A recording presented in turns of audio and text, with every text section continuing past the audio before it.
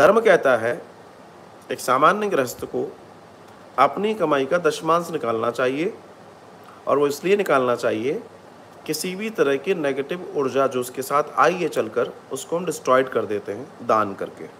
Right? आप सबने सुना है, आप सब करते हैं। किनके लिए है ये सामान्य लोगों के लिए है, सामान्य लोग। लेकिन ब्राह्मण और कर्मकांडी व्यक्ति के लिए ये नियम नहीं है कि वो दशमांश निकाले।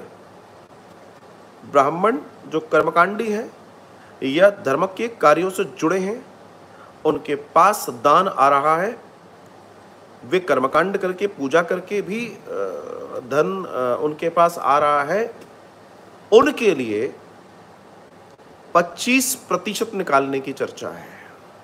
25% उनके लिए 25% निकालने की चर्चा है। मैंने संतों से सुना है, संत बताते हैं ये बात, वे 25% निकालें। अब बात ये आती है कि आप 10% निकालो और ब्राह्मण 25% निकाले, क्यों निकाले? चलो इस पर बात करते हैं।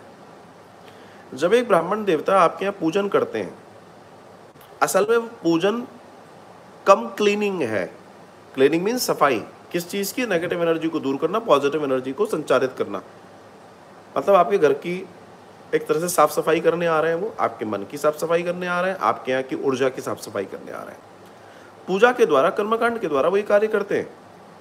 तो वो आपके यहाँ शुद्ध ऊर्जा को, पॉजिटिव ऊर्जा को छोड़ने का प्रयास करते हैं मंत्रों के द्वारा, पूजा के द्वारा, और उसके एवज में जो आपके यहाँ नेगेटिव एनर्जी है वो उसको लेते हैं, क्योंकि वो कहाँ जाएगी? वो उन्हीं के पास रहेगी, क्योंकि उन्होंने सफाई की है। जो झाड़ू पोछा करेगा, कचरा उसी के ऊपर आएगा। तो उस कचरे से अपने आप को बचाने के लिए वो जो उन्हें प्राप्त हुआ है, क्योंकि वो जो प्राप्त हुआ है वो भी सारा एक तरह से उसारा है, मीन्स नजर उतारने जैसा है। जो भी उन्हें मिल रहा है आप उसी उपलक्ष्य में दे रहे हैं उनको। उन्होंने आपके यहाँ शुद्धिकरण की प्रक्रिया की है, लेकिन अशुद्धि तो उनके पास है। जो उन्होंने साफ सफाई की है, तो जिसने की है उसी को तो भुगतना पड़ेगा, कोई दूसरा तो भुगतेगा नहीं। ऐसे में उन ब्राह्मण देवता को आपके द्वारा दी गई दक्षिणा, आपके द्वारा दिया गया जो भी सामग्री है, उसका 25% दान करने को बोला गया। अगर वो नहीं करेंगे, आप आगे सुनिए, अगर वो नहीं करेंगे तो उनके यहाँ दरिद्रता रहेगी, उनके यहाँ दरिद्रता रहेगी।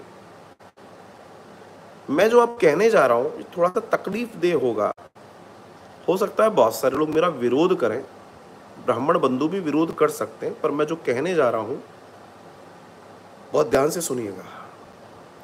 और अभी 163 लोगों से ज्यादा लोग देख रहे हैं, 127 लोगों ने लाइक किया है।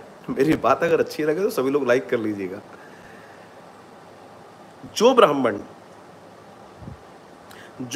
कर्मकांड कर रहा है, जो ब्राह्मण कर्मकांड, पूजा पाठ आदि, कथा आदि इत्यादि चीजों में कार्य कर रहे हैं, अगर वो 25% दान नहीं कर रहे हैं, तो आज मैं आपसे जो कह रहा हूं, आपको होमवर्क दे रहा हूं, कर लेना। उन कर्मकांडी ब्राह्मणों के घर पर जाकर देखिएगा, आपको पॉजिटिव एनर्जी नहीं मिलेगी, आपको चीजें अस्त व्यस्त मिलेगी, आपको चीजें कभी डिसिप्लिन वे में नहीं मिलेंगी, आपको बच्चे उद्दंड मिलेंगे, आपको बहुत अच्छा फील नहीं होगा उनके यहां पर, और कोई भी चीज सिस्टमाइज नहीं होगी, सिस्टमैटिकली नहीं होगी, और उनके यहां बरकत नहीं होगी।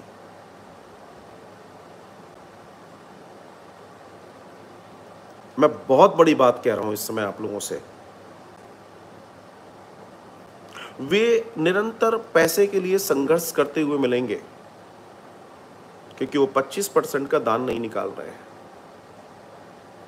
वेद में ब्राह्मण के लिए कहा गया है, ब्राह्मण वो जो दान करता है, ब्राह्मण का पहला कर्म दान करना है, लेना नहीं है।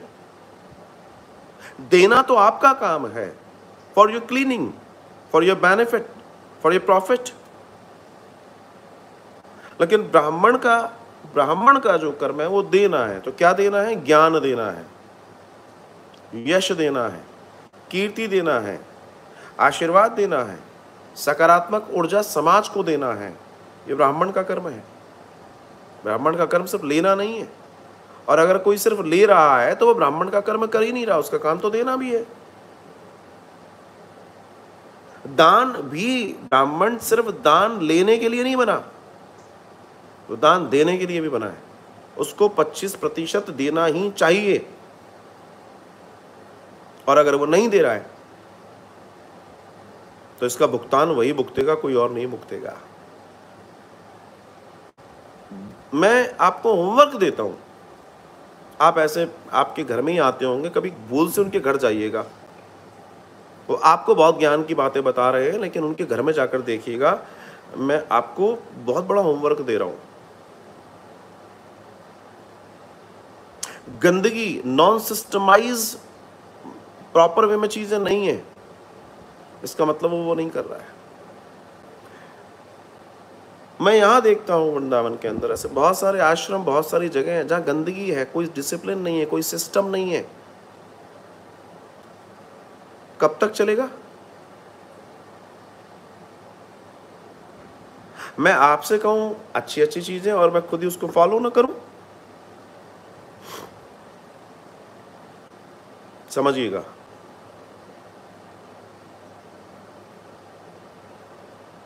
तो मेरा जो निवेदन है, आपने जो पूछा संतोष रानी, ईमानदारी की बात यह है कि एक ब्राह्मण को 25% देने के लिए कहा गया है।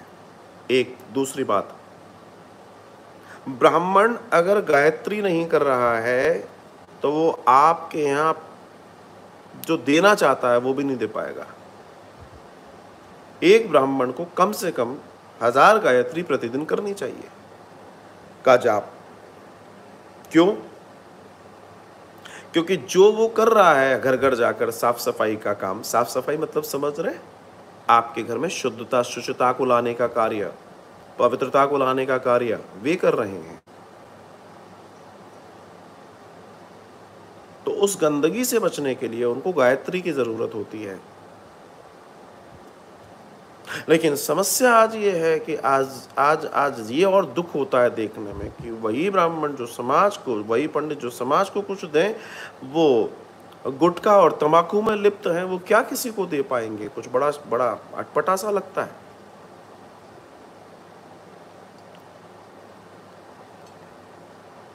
मुझे किसी ने, आप ही में से किसी ने बताया था कि हमारे मोहल्ले या कॉलोनी के मंदिर के जो पुजारी हैं वो लहसुन प्याज खाते हैं।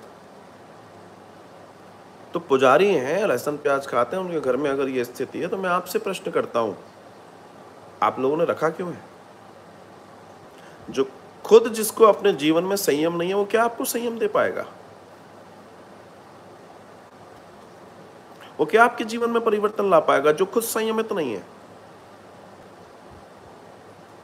ठाकुर जी को जिस चीज का भोग नहीं लगता, अगर वो व्यक्ति खुद वो खा रहा है तो वो आपके लिए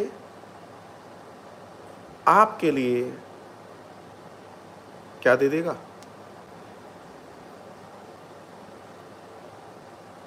ये विचार जरूर कीजिएगा। आप और हम पूजा करते हैं, करवाते हैं, लेकिन आपने कभी ये विचार नहीं किया कि पूजा आप करवा किसके लिए रहे हैं? सिर्फ फॉर्मेलिटी के लिए?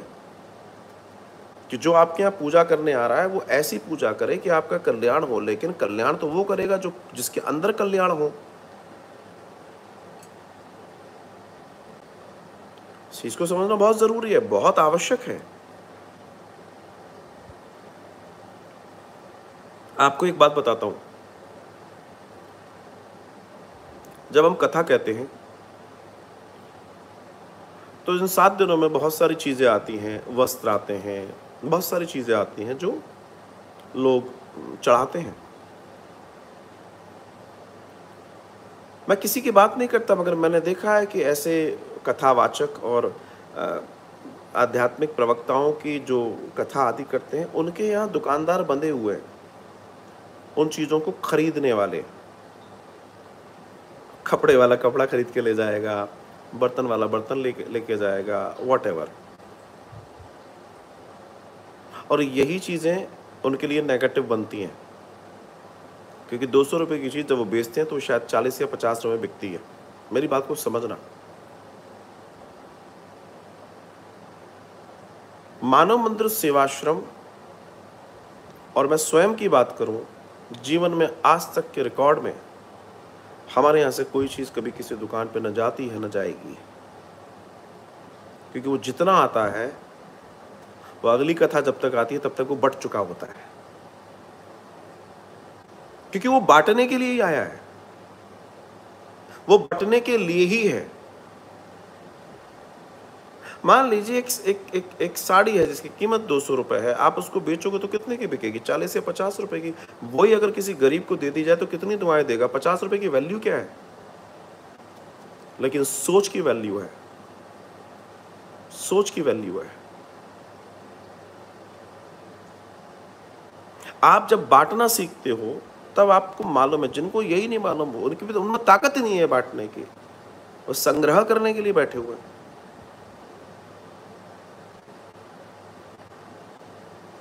संग्रह करने के लिए बैठे हुए। तो संग्रह कभी भी कल्याणकारी नहीं होता। मैं आपसे व्यासपीठ पे, मैं आपसे यहां जो बातें कह रहा हूं, अगर मैं जिंदगी में उसको अमल में नहीं लाऊंगा तो मैं इतनी ताकत से कभी नहीं कह पाऊंगा, जिंदगी में नहीं कह सकता कोई ताकत से।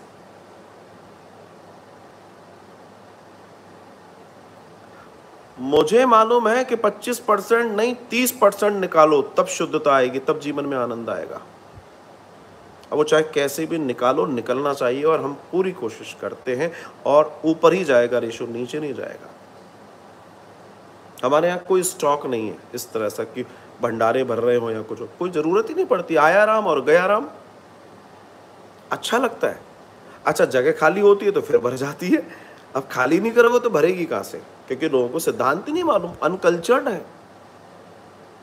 आप बांटिए, आपको पता ही नहीं पड़ेगा आपके पास कहां से आएगा। आप बांटने की ताकत तो रखिए।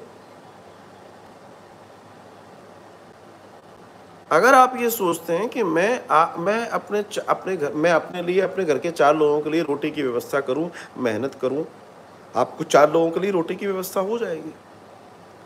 लेकिन अगर आप वही विचार ये कर दें कि नहीं, मैं 40 लोगों के भोजन की व्यवस्था करूं, मैं बकाया 36 लोगों को डेली भोजन कराऊंगा, और आप मेहनत करेंगे तो आपके 40 लोगों के भोजन की व्यवस्था हो जाएगी। साहब, ये प्रकृति बड़ी दयालु है। लेकिन आप विचार तो कीजिए, जस्ट ट्राई। आप ट्राई नहीं करेंगे तो प्रकृति आपको देगी क्यों? क्योंकि आप आगे कुछ करना ही नहीं चाहते। तो सामान्य व्यक्ति के लिए 10% दशमांश की चर्चा है, और ब्राह्मण, कर्मकांड आदि इत्यादि के लिए 25% की चर्चा है साहब। और जो 25% नहीं कर रहे हैं उनके घर जाकर देख लीजिए, आपको सब पता पड़ जाएगा, मुझे कहने की जरूरत नहीं है। जो 25% करेंगे वहां आपको महक मिलेगी, आध्यात्मिकता मिलेगी, आंतरिक शुद्धि और असीम आनंद मिलेगा। और जो 25% या कुछ भी नहीं कर रहे हैं उनकी आपको स्मेल मिलेगी, आपको गर्मी सी महसूस होगी, आपको अनईजी फील होगा। और बस अब आप बाकी आप जब होमवर्क करो तो आपको समझ में आ जाएगा। Thank you very much. बहुत अच्छा प्रश्न, संतोष राणी जी।